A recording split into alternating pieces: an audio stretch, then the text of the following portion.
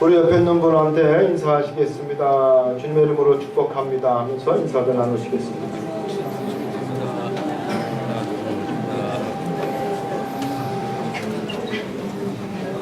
축복합니다. 할렐루야. 주님의 이름으로 축복합니다.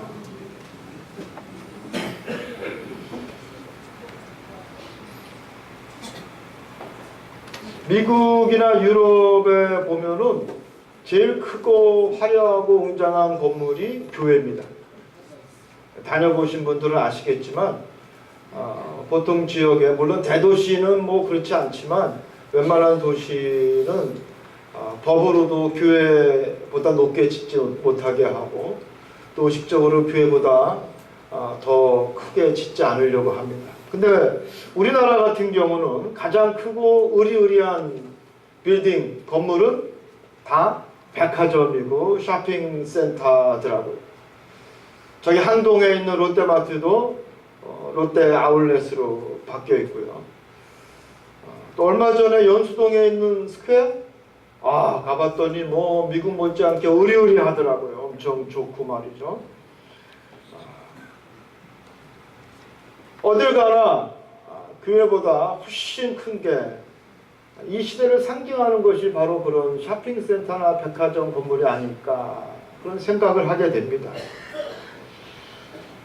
그래서 교회 오는 것보다 백화점 가는 게 더 즐겁고 아울렛 가는 게 더 신바람 나죠. 어제도 우리 교회 성도님하고도 잠깐 그 얘기했어요. 우리 성도님이 옛날에 미국에서 목사님 이거 싸게 오븐에 산 거예요. 세일 많이 해서 싸게 샀다는 거죠. 저도 여러분에게 광고 하나 하겠습니다. 여러분 저기 항동에 있는 롯데 아울렛에서 90% 오늘 특별 세일 한다니까 예배 끝나고 빨리 뛰어가시기 바랍니다. 다그못해 하시잖아요. 90% 세일 한다면은. 그러니까 우리는 어느덧 성경 말씀보다 우리에게 있어서 복음은 뭐냐? 세일한다는 소식이 우리에게 복음이 되어버렸다는 얘기죠. 소비주의에 우리는 물들었다는 겁니다. 소비주의에 물들었다. 어떤 아이 엄마가 두 아들을, 어린 아이들을, 연년생 아들을 데리고 백화점을 가는데 아이들이 그 비싼 아이스크림, 백화점에서 파는 아이스크림 비싸도 요만한 컵이 막 4,000원, 5,000원 하는, 그거 먹고 싶다고 하니까 엄마가 아까워서 하나만. 그러니까 이 두 아들이 서로 연년생이니까 서로 먼저 먹겠다고 싸우는 거예요. 그래서 엄마가 가만히 지켜보다가 어떻게 이 아이들을 훈계할고 그러다가 아이스크림을 탁 뺏었어요. 그리고는 그 아이들에게 뭐라고 이야기했느냐? 예수님 같으면 뭐라고 말씀하셨겠니? 예수님 같으면. 그랬더니 역시 큰 놈이 형제에게 먼저 줬을 겁니다. 엄마가 얼마나 기특해요. 형제에게 먼저 아이스크림을 줬을 겁니다. 예수님 분명 그랬을 거예요. 형제에게 먼저 줘라. 너 참 착하구나. 그랬더니 그 큰 놈이 자기 동생한테 야, 네가 예수님 해라. 다 그렇죠. 그리고 지가 먼저 아이스크림을 먹겠다는 거죠. 이런 어린 아이들까지도 사실은 자기 주장과 자기 욕심에서 너무 익숙한 그 소비주의에 우리는 물들어 있다는 겁니다. 요즘 교회를 소비주의적 교회라고 이야기합니다. 소비주의적 교회. 아니면 교회를 안 나오십니까? 그랬더니 주차장이 없어서. 어서 많이 듣던 얘기죠. 어느 집이 장사가 안 되는데 이유가 뭐예요? 주차장이 없어서. 아니면 요즘 교회 안 나오십니까? 목사님 설교가 진부하고 예배가 오래 끌어서 재미가 없어서 안 나옵니다. 어느덧 사람들은 교회를 쇼핑하기 시작했고 또 앉아있는 우리도 그 이전에는 안 그랬는데 점점 소비자 입장에서 교회에 앉아있다라는 거예요. 내가 헌금 낸 것만큼 내가 서비스를 받기를 원하고 자기 만족을 원하기 위해서 뭔가를 사기 위해서 사람들이 교회에 와 앉아있다라는 거죠. 요즘 젊은 사람들은요, 시설을 따집니다. 교회 학교가 어떻게 잘 돼 있고 교회 시설이 있고 기타 등등 이루 말할 수 없는. 그래서 젊은 사람들이 모이는 신도시에는요, 교회에서 빚을 져서라도 최고의 시설을 꾸며놓지 아니하면은 카페도 그렇고 의자도 싸구려 의자 갖다 놨다가는 안 와요. 최고를 갖다 놔야 옵니다. 소비자들을 끌기 위해서. 유능한 목사는 어떤 목사냐? 그 소비자들이 원하는 것을 잘 파는 목사가 바로 유능한 목사가 되어버렸습니다. 성도들은 백화점에서 팔지 않는 영적인 사치를 사기를 원하고, 영적인 시어를 살기 원하고, 만족감을 얻기를 원하고, 진 죄를 교회에서 쏟아놓고 그리고 속죄받기를 원하는 그런 소비자 입장에서 앉아 있다라는 겁니다. 이러한 교회는 하나님이 원하시는 원래 교회의 모습은 분명 아닐 겁니다. 여러분 어떻게 생각하세요?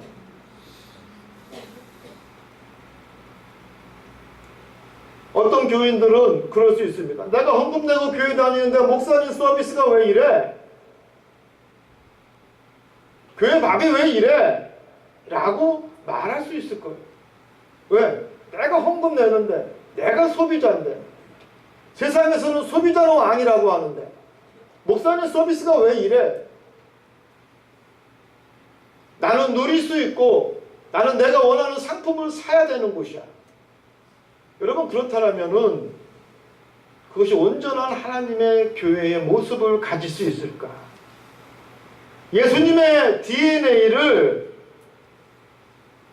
갖고 있는 교회의 모습일까? 우리는 한번 생각을 해봐야 합니다. 소비자 중심에 익숙해져 있는 교회, 그것을 잘 파는 목사가 유능한 목사. 우리가 말은 안 해도 세상 사람들이 이미 다 알아버렸어. 바라기는 우리 중앙교회는 소비자 중심에 익숙해져가는 교회가 아니라, 사고 파는 교회가 아니라 예배하는 교회, 하나님을 섬기는 교회, 그리고 파송하는 교회가 되기를 주님의 이름으로 축원합니다. 우리가 사람의 교회를 어떻게 할 것인가 고민하는 것이 아니라, 이 세상 속에서 하나님의 원하시는 교회를 우리가 어떻게 회복하고 만들고 지킬 것인가, 이것을 고민하고 실행하는 중앙교회가 되어야 하겠습니다. 오늘 한국 많은 사람들이 기독교 보고 개독교라고 이야기하죠. 교회를 욕하고 있습니다. 근데 가만히 그 사람들 몇 면을 살펴보면은 다 교회 다녔던 사람들이에요. 교회 다녔던 사람들이 그들이 교회를 비난하고 있지만, 가만히 그분들과 이야기해보면은 그들이 교회를 반대하고 있는 것이 아니라 진정한 교회를 원하고 있다는 거죠. 정말로 속 시원한 교회를 원하고 있습니다.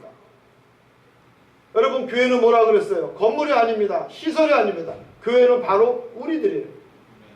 하나님을 믿고 고백하는 공동체가 바로 교회인데, 바로 그런 진정한 교회의 일원이 되기를 그들이 원하더라고요. 교회를 반대하는 게 아니에요. 근데 갈만한 교회가 없다. 속 시원한 교회가 없다. 교회 같은 교회가 없다. 늘 실망하는 교회, 시험 드는 교회. 그러니까 그들이 교회를 가지 못하고 교회 바깥에서 비난하고 있습니다. 저는 우리 중앙교회가 그런 교회가 아니라 온전한 교회가 되기를 주님의 이름으로 축원합니다. 여러분, 소비자주의에 빠진 우리의 모습을 한번 생각해 보십시오.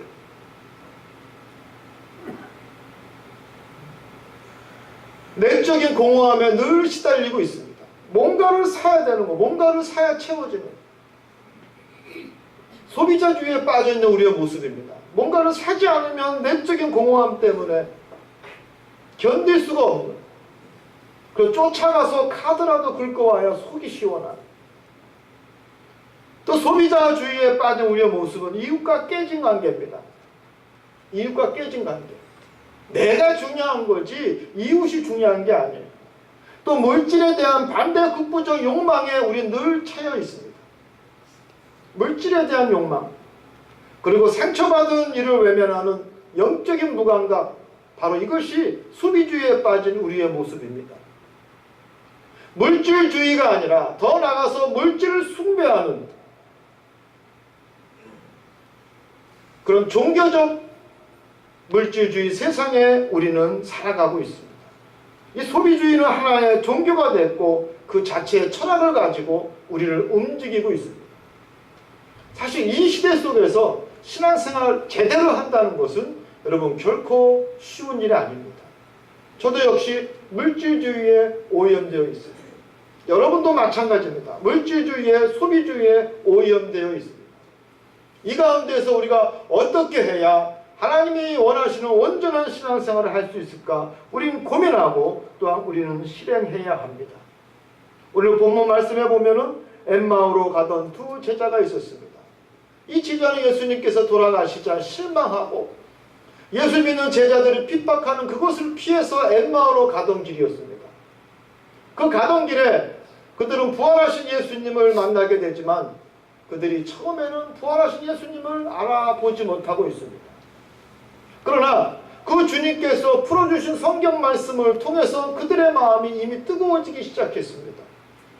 그리고 예수님께서 그들과 함께 유하실 때에 떡을 들어 축사하시고 떼어주는 그 순간 비로소 가려졌던 그 제자들의 눈이 열리면서 부활하신 예수님의 모습을 발견하게 됩니다.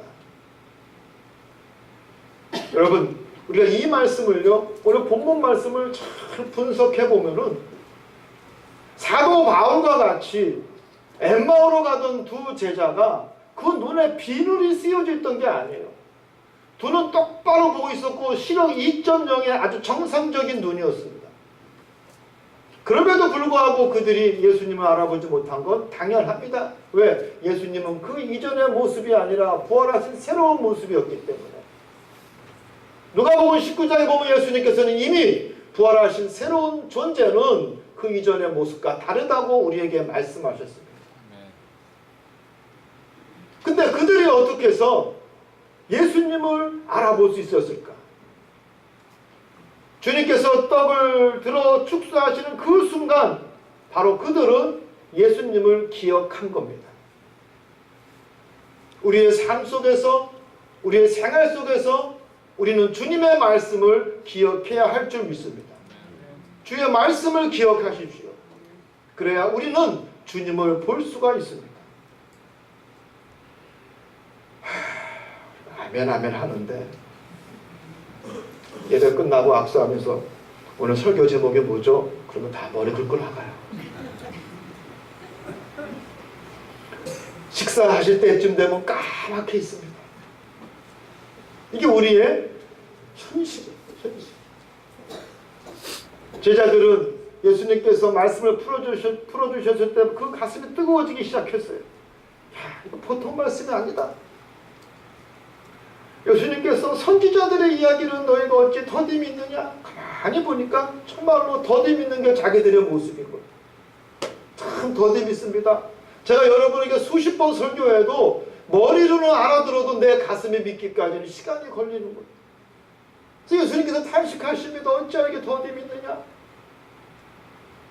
그때 그 얘기를 들은 제자들은 생전에 주셨던 예수님의 말씀을 조금씩 기억하기 시작합니다. 그리고 주님께서 드디어 빵을 들어 축사하시고 떼어주는 그 순간 아, 이분은 바로 부활하신 예수님이라. 진짜 그들의 눈이 열리게 됩니다. 그 순간 그들은 그 밤에 다시 예루살렘으로 돌아갑니다. 주님께서 원하시는 것이 무엇이냐? 너희가 엠마오로 도망가서 피하는 것이 아니라 바로 선교의 현장인 너희들의 전도의 현장인 예루살렘으로 돌아가라는 것입니다. 우리 예수님께서 빵을 들어 축사하시면서 그들을 파송하셨습니다. 이 두 제자는 지체 없이 바로 그 말씀을 받들어 순종하고 보냄을 받은 제자답게 예루살렘, 그 핍박이 여전히 남아있는 그 성으로 돌아가는 것이 바로 오늘 본문에 있는 말씀입니다. 뉴비긴이라고 하는 영국의 선교사님이 계십니다. 이분은 30년 동안 인도에서 선교 활동을 했습니다. 최근의 일이에요. 30년 동안 열심히 선교 활동을 하고 나이 70이 되셔가지고 은퇴해서 본국으로 돌아옵니다. 오랜만에 본국에 들어와서 잠깐 들렀다 가는 것도 아니고 이제 다시 살러 본국에 들어와 보니까 깜짝 놀라게 됩니다. 왜냐? 선교사를 파송했던 그 영국이 이제 가장 선교를 필요로 하는 선교지로 전락됐다라는 거예요. 속세주의, 소비주의, 이교도들, 교회는 뭔가 문을 닫아가고 믿는 사람들이 점점 찾기 어려워지는 그런 영국을 그는 발견하게 되고 그 나이에 다시 이것이 하나님께서 나에게 보내신 선교지라고 생각하고 그는 선교를 하기 시작합니다. 똑같이 어떻게 지역을 개발할 건가? 어떻게 지역 주민들을 만날 것인가? 아무도 교회에 관심이 없는. 여러분 우리나라도 마찬가지입니다. 미국 다음으로 선교사를 많이 파송하는 나라가 한국이라고 하는데 여러분 과연 한국이라는 사회가 세계에서 두 번째로 선교사를 많이 파송하는 나라답게 신앙적입니까?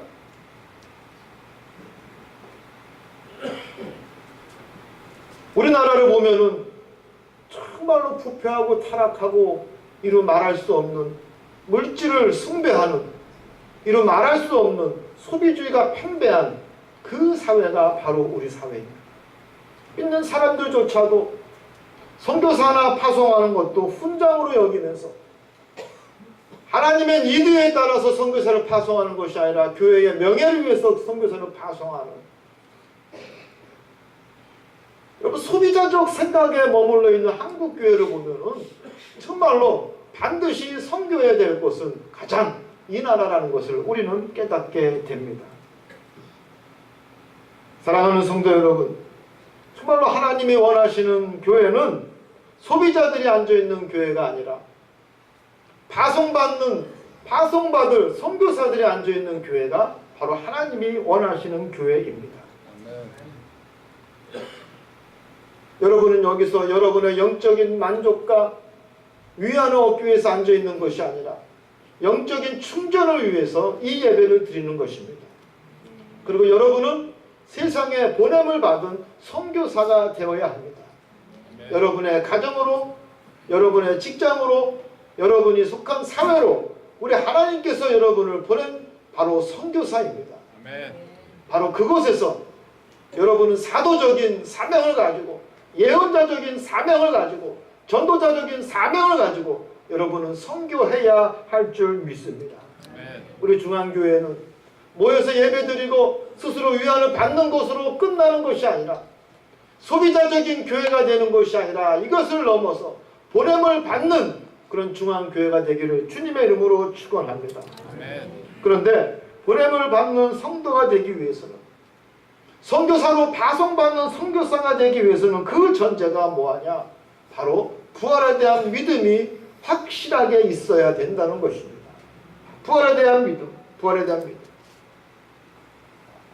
그리고 부활에 대한 믿음이 없으면은 마치 안고 없는 찐빵과 같은 우리의 신앙은 껍데기입니다. 부활의 신앙을 믿기를 주님의 이름으로 축원합니다. 여러분 부활에 대한 확신이 없기 때문에 우리는 하나님의 자녀답게 살지 못합니다. 부활에 대한 확신이 없기 때문에 이 세상에 집착하고 물질에 대한 욕심을 내고 이 세상에서 하나님의 의가 아니라 자기의 의를 내세우려고 하고 이 세상에서 내가 뭔가 보상을 받으려고 하는 무엇이 없기 때문에 부활에 대한 확신이 없기 때문에 누가복음 19장에 보면은 저는 지난주 이 수요 성경 공부를 준비하면서 얼마나 많은 은혜를 받았는지 봅니다. 우리 예수님께서 누가복음 19장을 통해서 천기를 누설해 주셨구나. 우리에게 천기를 누설해 주셨어요. 사도계인들이 이 부활의 문제를 갖고 시비를 걸지 않습니까? 사도계인들은 뭔가 크게 착각했어요. 늙어서 죽으면 그 모습 그대로 부활되는 줄 알았죠. 있는 상태로 그대로 부활되는 줄 알았어요. 예수께서 분명히 말씀하십니다. 전혀 새로운 모습으로 새롭게 창조되는 것이 부활입니다. 엠마오로 가던 제자들이 예수님을 알아보지 못했던 건 당연한 겁니다. 여러분 하나의 씨 보십시오. 씨앗이 땅에 떨어져 썩게 되면 우린 죽었다고 합니다. 우린 죽었다고 합니다. 우리 생각으로는 죽었다고 하지만 그 씨앗은 결코 죽은 것이 아니라 새로운 싹을 내게 됩니다. 고철들이 모여집니다.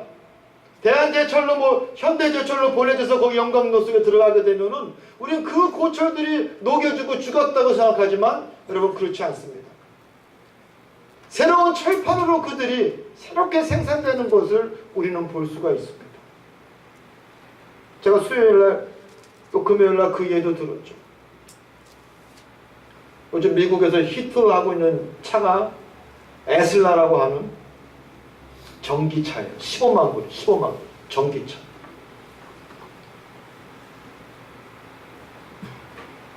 전적으로 개념이 다른 거예요, 이 차는. 엔진이 없습니다. 배터리하고 모터만 있으면 되는 거예요. 계기판도 다르더라고요. 매연도 안 나요. 소리도 안 나요. 뿐만 아니라 그 차의 껍데기는 철이 아닙니다. 플라스틱이나 하이버나 여러 가지 재료로 복합 재료를 사용했어요. 우리가 생각했던 정통적인 개념의 차가 아니에요. 그럼에도 불구하고 그거는 뭡니까? 자동차예요. 전기로 가든 수소연료로 가든 아니면 우리가 생각하는 디젤로 가든 다 그거는 자동차예요. 여러분 우리 인간의 모습도 마찬가지입니다. 우리 죽으면 끝난다라고 생각하지만 우리는 새로운 존재로 새롭게 태어나는 것, 우리는 그것을 신앙적 용어로 부활이라고 합니다. 철학적 용어로는 존재의 변화라고 합니다. 우리의 기준으로는 죽었지만 하나님 보시기엔 그 죽은 게 아니라 새로운 존재로서의 새로운 탄생입니다. 그게 바로 부활입니다. 누가복음 19장에 보면 아브라함의 하나님, 이삭의 하나님, 야곱의 하나님, 그 하나님이 죽은 자들의 하나님이더냐? 아브라함과 이삭과 야곱은 여전히 살아있어요. 여러분 우리가 기도할 때 뭐라고 기도합니까? 아브라함의 하나님, 이삭의 하나님, 야곱의 하나님, 그 약속하신 언약의 축복을 우리에게 허락하여 주시옵소서. 기도하지 않습니까? 우리가 죽은 자의 하나님을 부르짖고 기도하고 있습니까? 그렇지 않습니다.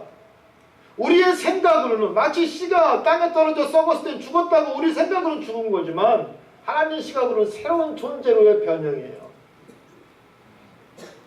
여러분 누가복음 19장을 잘 보십시오. 우리 예수님께서 우리가 하도 불쌍해서 알아듣지 못해서 청기를 누설해 주십니다.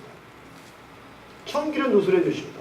그 누가복음 23장 오늘 본문 말씀에 보면은 새롭게 변화된 예수님의 모습을 엠마오로 가던 두 제자가 바라보게 됩니다. 사랑하는 성도 여러분, 부활의 신앙을 가지시기 바랍니다. 부활에 대한 확신을 가지시기 바랍니다. 우리 그리스도인이요, 부활에 대한 믿음과 확신이 없으면 그 아무것도 아니에요. 가짜예요. 그리스도인이 아닙니다. 저는 단정적으로 말할 수 있어요. 그리스도인이 아닙니다. 부활에 대한 믿음을 가지시기 바랍니다. 많은 분들이 제가 이렇게 얘기해도 끝나면서 가면서 내 얼굴을 쿡 찌르면서 아마 그러시는 분은 분명히 있을 거예요. 목사님, 죽어봐야 알지. 죽어봐야 알지. 여러분 그게 아니라 죽기 전에 알아야 돼요. 부활에 대한 이 연합은요 언제 정해지느냐? 내가 살아있을 때 정해지는 거예요. 내가 살아있을 때. 죽은 다음에 정해지는 거 아니에요. 그때 too late. 늦었어요.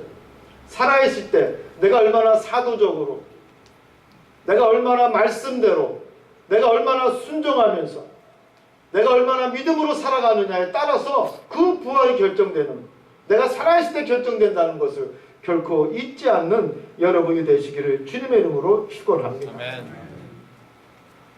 여러분 부활에 대한 믿음이 있어야 이 세상 살면서 좀 불편하고 힘든 것도 참을 수가 있어요. 아멘. 내가 좀 아파도 참을 수가 있어요. 왜? 부활에 대한 믿음과 소망이 있기 때문에. 아멘. 내가 아파 죽겠지만 그럼에도 불구하고 나는 감사할 수 있는 거예요. 주여 나를 불러주시고 택해주셔서 얼마나 감사한지. 아멘. 로마서 9장에 보면 인간의 의지와 노력 갖고는 하나님의 자녀가 될 수 없나니 그랬어요.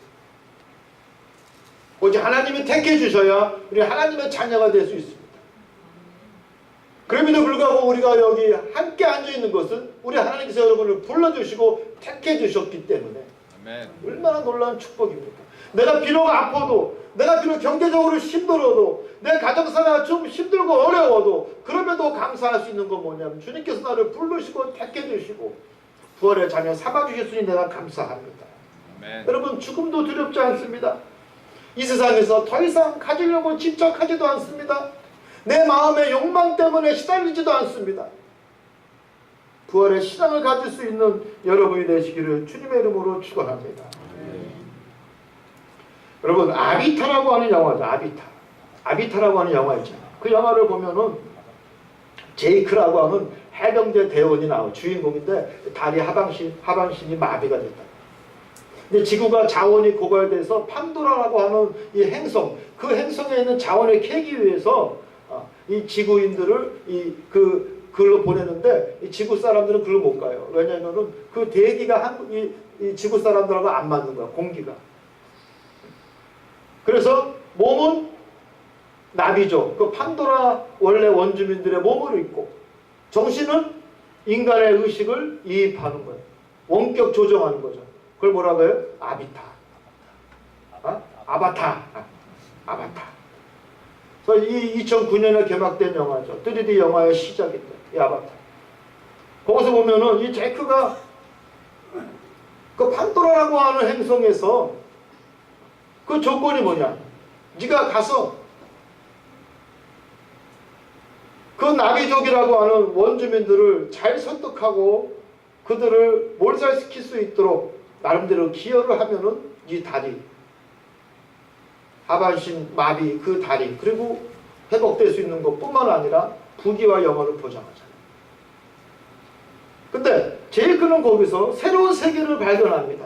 그 판도라고 하는 행성에서 새로운 세계, 새로운 가치를, 진정한 가치를 발견, 무엇이 중요한지 그는 깨닫게 되는 거예요. 그래서 그는 마음을 바꾸죠. 그리고 그들과 함께 합니다. 여러분, 이게 뭐냐? 인카네이션이에요. 성육신하는 거예요. 여러분, 선교사의 첫 번째 조건이 뭐냐? 전도하기 위한 첫 번째 조건이 뭐냐? 성육신이에요. 그들과 똑같아지는 겁니다. 제이크는 그들과 똑같아지는 거예요. 같이 생각하고 그들의 가치를 공유합니다. 여러분, 우리가 전도하기 어려운 게 뭐냐면요, 괜히 거룩하지도 않으면서 거룩한 척 하면 전도 안 되는 거예요. 선교 안 되는 거예요. 그들의 아픔과 어려움과 그 모든 것을 같이 공감하면서 끌어안아줘야 뭐가 되는 겁니까? 전도예요. 선교의 첫 시작이 바로 그겁니다. 그 지역 사람들의 마음을 알아주고 그들과 함께 먹고 그들과 함께 살면서, 우리 심은수 선교사님, 말레이시아 선교사님 와 계시지만 첫 번째 조건이거든요. 제일 그는 그 나비족과 똑같이 생각하고 같은 생각을 공유합니다. 그리고 그들을 위해서 헌신적으로 싸우죠. 바로 선교입니다. 바로 선교. 여러분, 하나의 영화에 불과하지만 우리는 오히려 이 영화를 통해서 많은 것을 배울 수 있습니다. 많은 것을 배울 수 있습니다. 성육신하는 그 모습과 선교를 위해서 결코 포기하지 않는 그 용감함, 우리는 그것을 배울 수가 있습니다. 저는 우리 중앙교회가 결코 소비자 중심의 교회가 되는 것이 아니라 선교하는 교회, 그 양적으로 질적으로 그 사회적 정의를 실천하는 교회가 되어야 한다고 믿고 있습니다. 여러분의 삶 속에 보냄을 받는 선교사의 삶을 우리는 살아야 합니다. 엠마오로 가던 두 제자와 같이 우리의 생활 속에서 주님의 말씀을 기억해내고 또 그 주님의 말씀을 깨닫고 또 그 말씀대로 실행할 수 있는, 그래서 다시 예루살렘으로 돌아가 하나님이 보내시는 그 선교지로 돌아가 선교사적 삶을 다 살 수 있는 우리 중앙교회 성도 여러분이 되시기를 주님의 이름으로 권면합니다.